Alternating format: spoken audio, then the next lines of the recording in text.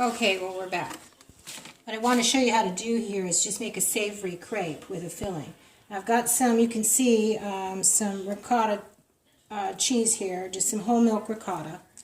So you don't need a whole lot. I've only made 4 crepes here, so I'm just going to lightly fill them. I'm going to get this going and loosened up, so I'm going to mix this a little bit just to get that loosened up because it's been in the fridge.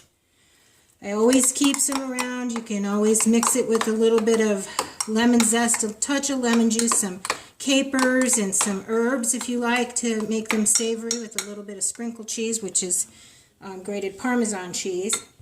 In this case, I'm going to use the freshly shredded Parmesan.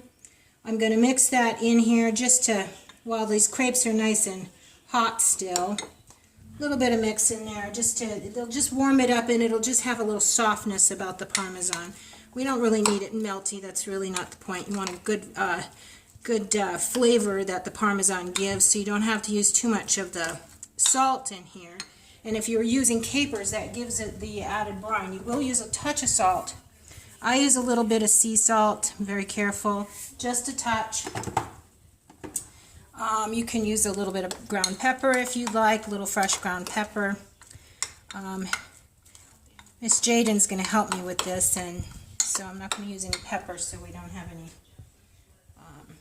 This is fresh grated Meyer lemon zest that I'm going to put in here and mix that up to give it some nice flavor. I just grated that. Be careful not to get the pith in there. And I'm also going to, on this particular one, I'm also going to put in just a little bit of fresh spinach greens. The spinach greens, this is baby spinach.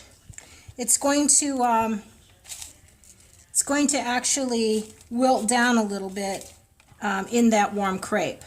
So the ricotta is going to get more creamy. The cheese is going to be very nice and soft for the flavor that you want. A little bit of that Meyer lemon zest in there for a little added something, and just a little bit of that spinach that's just going to wilt down and be just a nice flavor.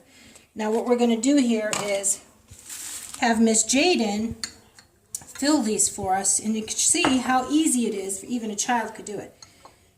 She's going to take some of this. You're going to put it all the way in, Jaden, like this. Put that down, put your finger like this, not push it, but there, like that, and smooth it down. And that's filling one crepe. That's enough filling for that crepe. Now see how pretty that is?